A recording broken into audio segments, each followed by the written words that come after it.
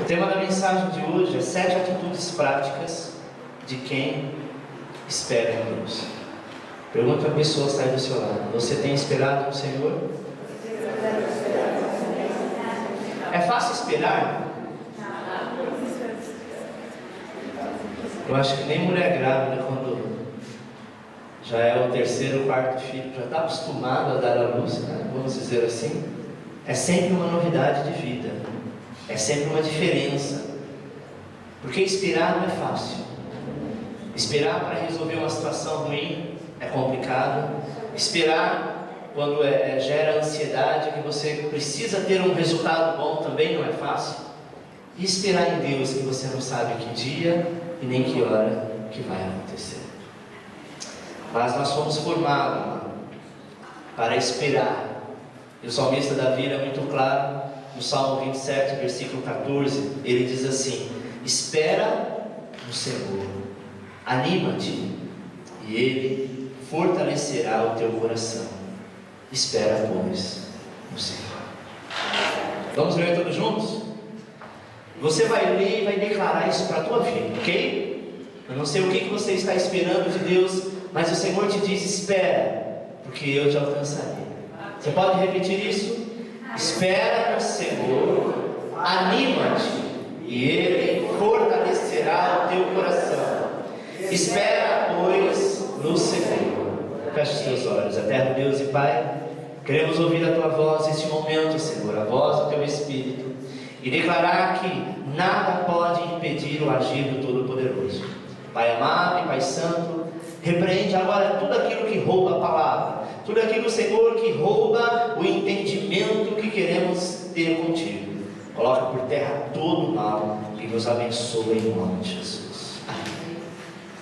Preste atenção, amado. Não tem coisa melhor do que esperar em Deus, porque de uma coisa nós temos certeza: se você esperar no homem, o homem pode falhar. Se você esperar na promessa de um político, ele pode não cumprir. Se você esperar na promessa de alguém, por mais que seja uma pessoa idônea, ela pode, por alguma razão, ser obrigada a mudar o foco ou mudar a resposta daquilo que você quer. Amém? Mas quando nós esperamos em Deus, uma certeza nós temos: não importa o tempo que vier demorar, mas Deus vai cumprir, porque aquilo que Ele prometeu, Ele cumprirá. Imagine o salmista Davi escrevendo isso. Ele escreve na seguinte condição: Deus o ungiu para ser rei, e de repente ele, como rei, ele é obrigado a esperar no Senhor. De que maneira, amado? Esperar no Senhor aquilo que Deus tem para a vida dele.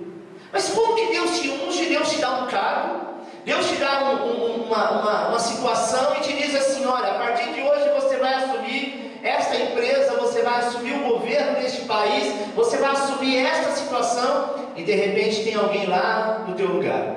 Você espera uma semana, duas, talvez a empresa vai mandar embora e está me preparando para colocar no lugar. E você vai para a batalha, e você agora começa a trabalhar muito mais, o seu horário, a sua carga horária dobrou, e você está ali trabalhando, batalhando, e não chega. E pelo contrário, aquele que está no poder, que é o lugar que você almejou e que Deus te colocou, aquela pessoa agora voltou-se contra você, dizendo: eu vou te pegar, eu vou te matar, eu vou te destruir. Existem situações que nós estamos assim no fogo cruzado, e aí começamos a questionar: Deus, o Senhor não disse que era assim? O Senhor não me falou que teria isso nem teria aquilo. Espera no Senhor e você vai alcançar. Não é fácil esperar.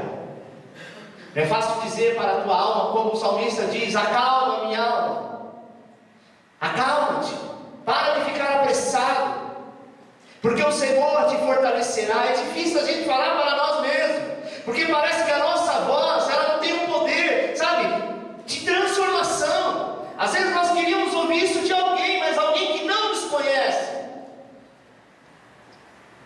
E o Senhor te diz, amado, esperar é igual contar com alguma coisa ou com alguém, e este alguém é o Senhor.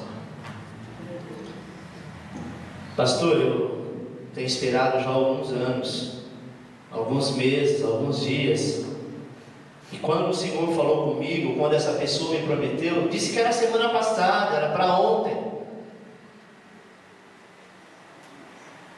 Fique em paz. Deus será a resposta da tua vida. Ponto 1. Quem espera em Deus tem esperança. Esperança é aquilo que nos faz esperar. Esperança é aquilo que nos faz ficar quieto. Esperança é aquilo onde as pessoas não conseguem entender, dizendo que nada, desista, parte para outra, muda o foco, para de falar nisso. Mas você tem algo que nem você mesmo entende, mas Deus plantou no teu coração dizendo: espera no Senhor. A nossa esperança não está em homens, a nossa esperança não está no governo, a nossa esperança não está em pessoas, a nossa esperança está naquele que começou a boa obra e é fiel para concluí-la. Você crê nisso? Amém. Esperança, amado, é igual perseverança. Perseverar quanto aquilo que está no futuro, e o que está no futuro está longe dos teus olhos, sabe? Se você acredita que Deus vai dar a resposta, então você realmente está na condição de esperar. Este é o cristão, sabe? A capacidade de ter esperança. E essa capacidade precisa estar na minha vida e na sua vida. Nós um dia fomos chamados, dizendo: olha, aceita Jesus, porque Ele pode perdoar os teus pecados. Isso é esperança. Porque Ele voltará e te levará para morar com Ele eternamente. Isso é esperança. Porque esta vida vai acabar, isso todo mundo sabe, mas há uma esperança, e que dela vai vir uma outra vida, que esta é eterna, e você vai morar com Ele. Amado, se você tem condição de esperar isso, será que você não tem condição de acreditar que aquilo que você colocou na mão de Deus, Ele então vai esquecer de ti? Deus jamais esquecerá de ti. É ser cristão, é a capacidade de ter a esperança acima de outra pessoa. Esperança não em homens, mas em Jesus. A nossa esperança, amado, ela nos remete para o mundo espiritual, amém? É aquilo que você espera de Deus. 1 Pedro, capítulo 1, versículo 3 ao 4, diz o seguinte: bendito seja o Senhor Deus e Pai de nosso Senhor Jesus Cristo, que, segundo a sua grande misericórdia, nos gerou de um novo para uma viva esperança, pela ressurreição de Jesus Cristo dentre os mortos, para uma herança incorruptível, incontaminável e que não se pode murchar, guardada-nos nos céus para vós. Imagine você, o Pai disse para o Filho, Jesus até então ele não era Deus ali, ele era o Deus encarnado, mas ele estava vivendo como 100% homem. Ele disse para os seus discípulos: eu vou para o Pai, eu vou morrer, é preciso que eu morra, para que, se eu morrendo, é como uma semente que precisa morrer para germinar. Eu vou morrer, mas ao terceiro dia eu ressuscitarei. Eu vou cumprir a obra que o Pai tem comigo. Imagine você, amado. Deus não está mandando você ter esperança de morte para a ressurreição. Deus não está dizendo para você deixar morrer algumas coisas, porque lá na frente Ele vai te trazer de volta. Ele está te dizendo: apenas tenha esperança e continue andando, porque eu vou fazer a obra na tua vida. Jesus, Ele foi além disso. Ele confiou plenamente no Pai. Talvez você diga: ah, pastor, mas Jesus era Deus. Jesus era homem, estava como homem, saiu da glória de Deus, se fez homem, e tinha dores de homem, tinha intimidade com Deus, mas Ele não deixou de ser homem. É tanto que quando Ele está no Getsemane, Ele diz assim: Pai, se possível, afasta de mim esse cálice. Ele não fala como Deus, Ele fala como homem. Ele estava sentindo dor, por algum momento Ele sentiu insegurança, por algum momento Ele sentiu medo. Porque, amado, nós topamos qualquer coisa, mas ninguém, sabe, topa a morte, dizendo: olha, morre, depois eu vou lá e dou um jeitinho de colocar um remédio novo que eu inventei, uma nova fórmula, e você vai ressuscitar. Quem é o cobaia para isso? Ninguém quer. Diz: olha, entra na frente daquela carreta. Foi o que aconteceu com Jesus, Ele foi esmiuçado. Vai lá, que depois eu vou pegar um remédio novo, sabe, que inventaram lá nos Estados Unidos, e eu vou injetar essa injeção em você, e você vai voltar novinho em folha, sem nenhuma marca. Quem quer ser um cobaia? Eu pago bem para isso. Ninguém quer morrer, amado. Jesus, Ele se propôs a morrer, porque Ele sabia a quem Ele servia e de que maneira Ele foi chamado. Você estava a caminho do inferno. Se você já não tinha esperança de mais nada e de hipótese alguma. Deus te chamou e diz: eu sou contigo. Às vezes nós confiamos em homens, em promessas de pessoas que não estão aptas a cumpri-las, até porque elas não têm poder no direito da vida. Elas podem dizer: amanhã eu faço, e hoje elas podem morrer, ainda que ela quisesse fazer. Agora o teu Deus, Ele diz assim: tão somente confia em mim, espere em mim, porque se eu não tiver a resposta positiva dentro daquilo que você quer, eu não vou te deixar na mão. Alguma situação você vai ver. Alegrai-vos, diz o Senhor, Romanos 12:2, alegrai-vos na esperança, sede paciente na tribulação, perseverai na oração. Tem gente que não persevera na oração, e sim na murmuração. Diz: ai, não aguento mais, para mim não dá. Dando, você vai ter que passar. Deu certo ou não deu, você vai ter que continuar. Não é verdade? A vida precisa continuar. 2, vai ter que ter paciência. Amado, ter paciência é suportar o infortúnio, sabe? É suportar as dores com queixas, com resignação. É suportar aquilo que a gente acha que não vai conseguir, mas sede paciente. Quantas pessoas entram no hospital para fazer uma determinada operação e gostaria de sair de lá sem precisar passar pela pós-operação, que é pior do que o fato de ir operar. Porque você vai, você é medicado, o médico corta, abre, mexe, costura, você não sente nada. O problema é depois, não é? É as dores que vêm, as inflamações, as complicações, e nós temos que passar. Eu quero te dizer que Deus já fez uma operação direta no céu na tua vida. Aquilo que precisava tirar, Ele já tirou. O que precisava arrancar, Ele já arrancou. O que precisava mexer, Ele já mexeu. Você tem que olhar para você e dizer assim: essa tribulação é porque eu estou passando pela pós-operação. Algumas coisas talvez enxoa mais. Talvez você tenha que tomar um antibiótico um pouco mais forte, que é a oração. Talvez você tenha que buscar um pouco mais. Mas eu tenho certeza que você vai se apresentar diante do médico dos médicos, e ele vai te dizer: eu vou te dar alta, porque agora você vai usufruir daquilo que você veio buscar. Romanos 8:25 diz o seguinte: mas se esperamos com o que não vemos, com paciência o esperamos. Eu vou esperar uma coisa que eu não estou vendo, eu vou esperar uma coisa que eu não tenho certeza, mas eu estou certo. Sabe por quê? Porque eu não estou esperando a mão de homens. Salmo 40, versículo 1 diz assim: esperei com paciência no Senhor, Ele se inclinou para mim e ouviu o meu clamor. A palavra de Deus diz assim: eis que os meus olhos não estão tapados, nem os meus ouvidos, nem a minha mão está encolhida, para que eu não possa te ver, ouvir e estender as mãos para te abençoar. O diabo é que diz que você não merece. O diabo é que diz que você caiu, que você pecou, que você errou. Mas o Senhor te diz: toda vez que você confiar em mim, ainda prostrado, eu te levanto. Glória a Deus. Paciência, amado, ela traz equilíbrio. Amém? É o contrário da ansiedade. A ansiedade, ela traz aquele momento de afogamento. Você fica afobado, você fica desanimado, e atrás disso vem o quê? A derrota. É preciso haver momentos de paciência para que haja equilíbrio na sua vida, para que você não pense que na vida é só sim, sim, sim, ou não ache que na sua vida é só não, não, não. Nós precisamos viver os dois paralelos, para que possamos ser equilibrados, para que possamos ouvir o não quando precisa e o sim quando necessitamos, mas de ter a certeza que a paciência, amada, ela te segura. A ansiedade não deixa você ficar desesperado, e não deixa o desânimo te derrotar. Amém? Terceiro, esperança. Só coisa difícil, né, pastor? Mas é o que o Senhor manda dizer para ti. Esperar com dinamismo. E esse dinamismo tem que ser de uma maneira entusiasmática, sabe? Esperar com tranquilidade. Quando o seu eu, o seu interior diz que acabou, não tem mais jeito, para mim não dá, eu acho que não vai dar certo, você ser dinâmico, dizendo: não, Aquele que começou a boa obra vai concluir. E para de ficar colocando data para Deus.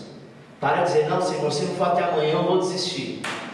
O Senhor vai dizer assim, desista, o problema é seu.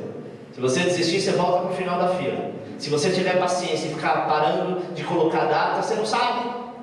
Você não sabe se é isso que eu quero para a tua vida, você não sabe se é isso que eu quero para a tua casa, você não sabe dos meus planos, mas de uma coisa eu sei, os meus planos são melhores do que os seus. Amém? Se não aconteceu, porque Deus sabe por quê? Porque talvez não estava preparado, porque talvez não estava pronto, porque talvez não estava à altura para que você receba. Mas o Senhor te diz assim, amado, nós devemos aprender a não ser precipitado. Tem um ditado que diz, quem é apressado, precipitado come cru. É verdade. Eu quero tanto comer aquilo, que eu tenho tanta vontade, que eu já não aguento mais, a hora que comer vai estar cru. Sabe o que vai acontecer? Eu vou pegar aquilo que era meu sonho e falar, que porcaria, sonhei tanto com isso, para nada, para ser desse jeito. Aí a bênção se torna em quê? Em maldição. Amado, a bênção na tua vida, ela tem que ser bênção, ela não pode ser maldição. Ela não pode estar nem salgada, nem sem sal. Ela não pode estar muito cozida, nem crua. E nem pode estar queimada. Ela tem que estar no ponto. E o ponto necessita do tempo correto. Amém? Como eu sei se eu não sou precipitado? Existem dois princípios para isso. O primeiro é 1 Coríntios 14:33, que diz assim: porque Deus não é Deus de confusão, senão de paz, como em todas as igrejas dos santos. Amém? Deus não é Deus de confusão. Deus não é Deus de falar assim, caramba, eu comprei um produto, acho que como original e veio um xing-ling. Eu comprei gato e veio leve. Oh, meu amado, Deus não é Deus de confusão. E não é Deus que deixa o nome dele ser confundido. Espera no Senhor, o que ele faz é perfeito. Colossenses 3,15 diz assim: e a paz de Deus, para a qual também foste chamado em um corpo, domine em vossos corações, e sede agradecidos. Cuidado para não ser precipitado. Seja agradecido. Não aconteceu, glória a Deus. Às vezes, esse glória a Deus está saindo com, sabe, com nó na garganta, com lágrima nos olhos, mas glorifica porque Ele é digno. Amém. Não aconteceu ainda, mas glória a Deus. Deus sabe por quê, Deus sabe a hora. Amado, tem gente que pede algo para Deus tão fervoroso, e se Deus demorar 6 meses para cumprir, no mês 7 já diz, ainda bem que Deus me deu, porque eu já mudei de ideia. Você ficou sabendo 7 meses depois. Deus ficou sabendo na hora que você abriu a boca, que você ia mudar de ideia. E se Ele te dá, Ele não está sendo coerente, sabe? Deus não quer olhar para você e dizer assim, poxa, eu me arrependo de ter dado a bênção, que já não é bênção, né? Se não faz bem para ti, não é bênção. E aquela pessoa se machucou, ou machucou outras pessoas com isso. Sabe, meu irmão? Deus é Deus santo e sábio. 4. Se esperar em Deus, não murmure.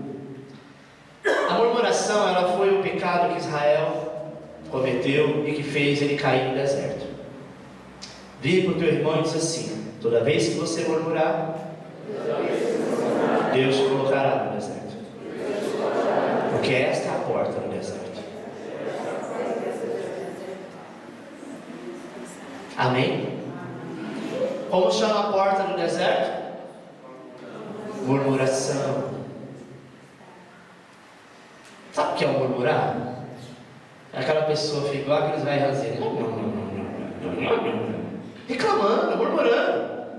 Deus está liberando uma palavra para você, está te usando alguém para te abençoar. Você disse que não, você não quer, está mal-humorado. Não é assim, mesmo saco. Isso é murmuração. Eu não vou fazer isso, eu faço o que eu quero, ninguém manda em mim. Isso é murmuração.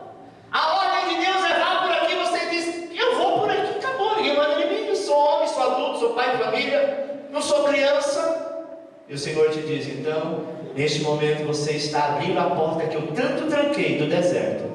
E no deserto, o lugar que crente vai ter que se converter. Amém? E todos que foram para o deserto, e se você olhar em todo o processo da Bíblia, foi por causa de murmuração. O que aconteceu com aquele povo que o Senhor disse assim: eu vou liberar vocês de Faraó, Vou libertá-los, vocês vão ver o mar abrir, vai passar no meio, vai ver todo o exército de Faraó morrendo, Faraó sendo humilhado, vocês vão passar pelo deserto em 4 dias, 4 só. 4 dias. Se vocês ficarem cansados, acampar, dormir até um pouquinho mais tarde, talvez, vamos chutar aí, vamos triplicar os dias, 10, 11 dias. Sabe quanto tempo eles ficaram? 40 anos. Por quê? Língua. Falou demais. E quem fala demais perece. Muitos morreram no deserto e não viram a bênção da terra prometida.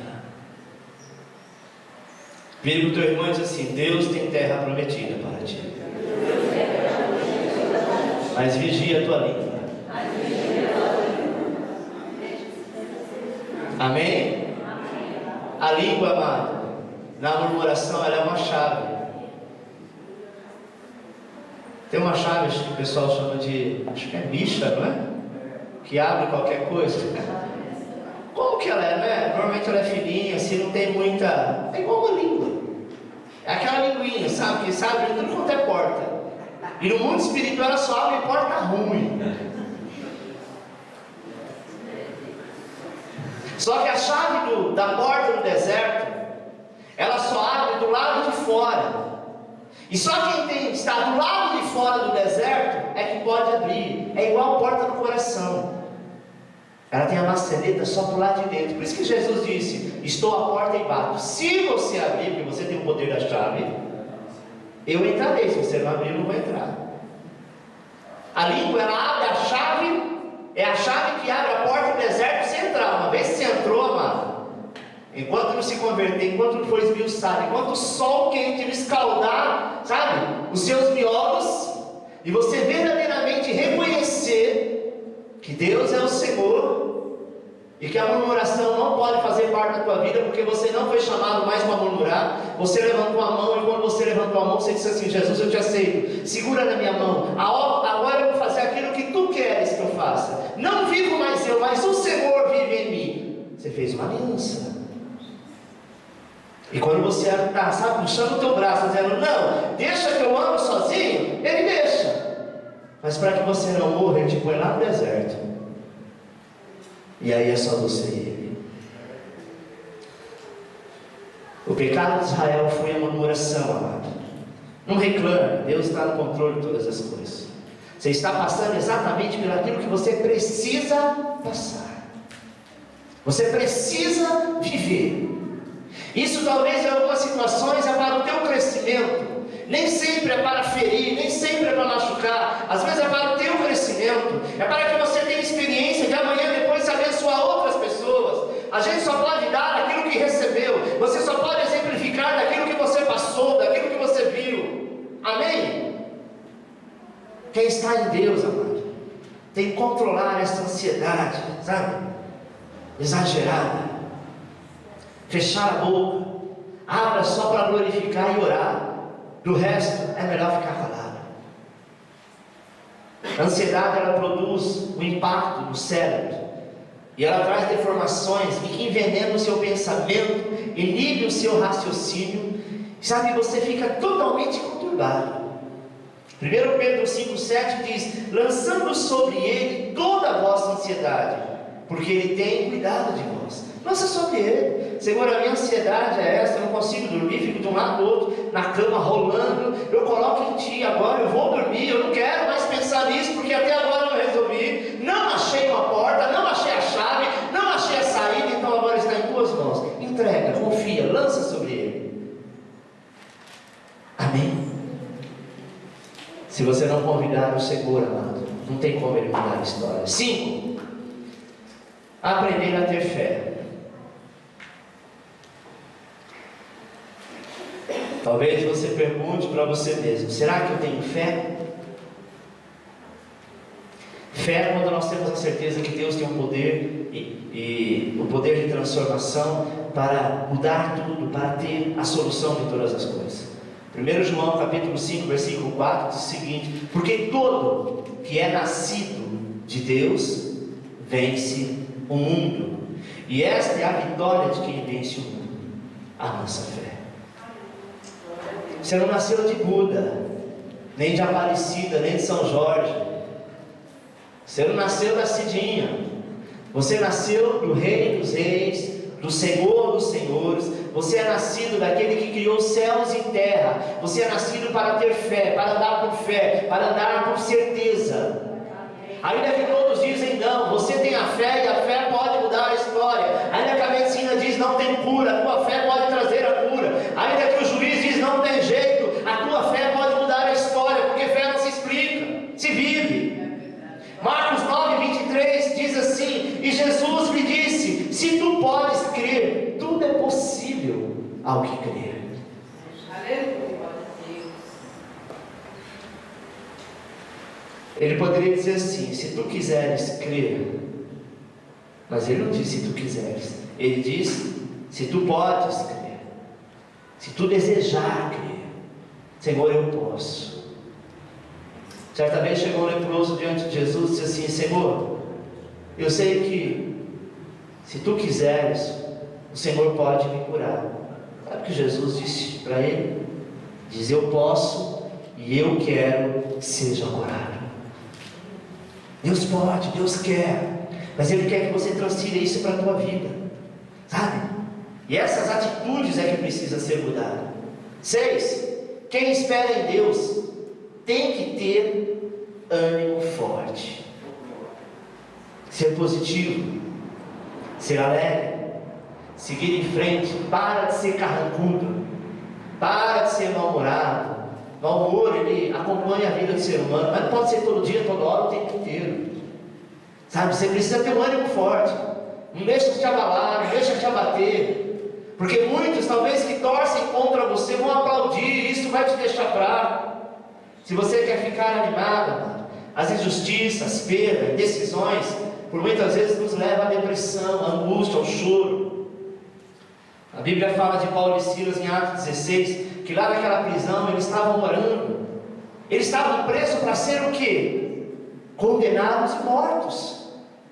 Eles poderiam estar lá chorando, dizendo: ah, o que adiantou eu servir a Deus, eu pregar, eu lutar contra as autoridades em nome do Senhor, e agora eu estou preso. Não, eles louvavam, porque eles tinham um ânimo dobrado, forte, seguro, e por isso que eles venceram. Quando você louva, quando você canta, quando você confia, mano, o Senhor traz o refrigério. Então cante, ore, adore o Senhor. O Espírito Santo, ele vai renovar o teu ânimo. Amém? Filipenses fala sobre isso. Ele vai renovar o teu ânimo, ele vai ocupar a tua mente com coisas boas, sabe? Sai de perto de pessoas pessimistas, linguarudas, fofoqueiras.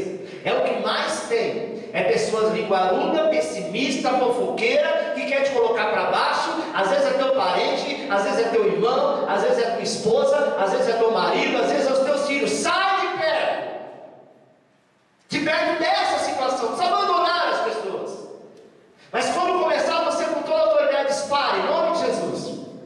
Eu não quero sujar a minha mente, que eu fui ministrar na igreja, que Deus tem uma nova vida para mim, com este monte de lixo, com este monte de desabafo maldito que vai entrar no meu coração, vai me colocar para baixo. Limpa a tua mente, libera a tua mente de coisas ruins, de coisas negativas. Às vezes lá no trabalho, irmão, você sai muito bem, de repente você chega no trabalho na segunda-feira, é só coisa ruim. Não se envolva. Amém? Ocupe a tua mente com coisas santas. Mateus 6:22 diz assim: a candeia do corpo são os olhos, de sorte que se os teus olhos forem bons, todo o teu corpo terá luz. Eu estou vendo, e os meus olhos são aquilo que representa. Olho é a janela da minha alma, é uma das, são 5 janelas da alma. Uma delas são os olhos, é a visão, aquilo que eu vejo é aquilo que está entrando, a informação que está entrando no meu coração. Aquilo que eu olho, aquilo que eu consigo perceber, eu sei o que é bom e o que é ruim, mas não é porque eu enxerguei que aquilo está dentro de mim. Eu posso rejeitar, eu posso colocar um bloqueio, porque os seus olhos precisam ser a candeia do teu corpo. Se os seus olhos, amado, forem bons, todo o teu corpo terá luz. Mateus 6:23 diz: se porém os teus olhos forem maus, o teu corpo será tenebroso. Se portanto a luz que em ti há são trevas, quão grandes serão tais trevas. Se eu começar a olhar as coisas ruins, as trevas, e trazer para dentro de mim, todo o meu corpo estará em trevas. Sétimo e último. Quer ter ânimo? Isaías 40:31 diz assim: mas os que esperam no Senhor renovarão as suas forças, subirão como as asas, como águia, correrão, não se cansarão, caminharão, não se fadigarão. Amém? Aqueles que esperam no Senhor são exatamente renovados como as asas de águia. Vai correr, não vai cansar, vai caminhar, não vai ficar fadigado. Sabe, amado? Qual a maneira que você percebe a vida? Qual a maneira, qual a dimensão que você percebe a vida? Ah, pastor, a minha vida eu não posso esperar muito tempo, não. Sabe, porque se eu esperar algum tempo eu desanimo, eu não sei. Ah, pastor, eu tenho que orar um pouco mais, eu estou cansado de ver crente desse jeito. Primeiro mês está bem na igreja, está aquela bênção, depois de repente começa a enfraquejar, começa a enfraquecer, começa a passar por algum processo e diz: meu irmão, o que está acontecendo? Tem vida na igreja. Ah, pastor, aconteceu isso, aconteceu aquilo e aquilo. E eu sou bem descarado para responder. Eu digo: e daí que aconteceu isso? Todo mundo morre todo dia, todo mundo perde dinheiro todo dia, todo mundo ganha dinheiro todo dia, todo mundo nasce todo dia, a vida continua. Só que se você estiver nesta condição e Jesus voltar agora para você, como está a sua casa, a tua vida? Será que realmente o problema no relacionamento amoroso, na vida financeira, no problema familiar, os teus sonhos que não foram alcançados, a promessa que não chegou, isso tem o poder de bloquear a misericórdia de Deus na tua vida?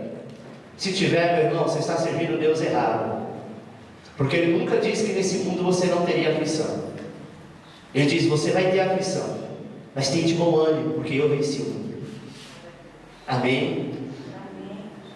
Essa história de aceitar Jesus para ser rico, para nunca mais ter nenhuma enfermidade, para nunca mais ter problema nenhum, é mentira. A tua vida continua. Só que agora você tem um aliado forte, que o que você precisar será o teu amigo fiel e vai te surpreender a cada dia. Amém.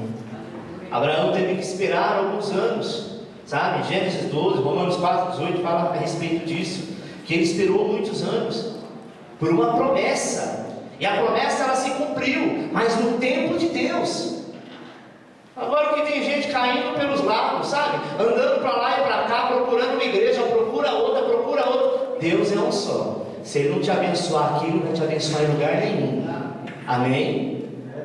Porque é Ele que abençoa. Sabe, meu amado? A gente precisa estar firme, precisa estar bem.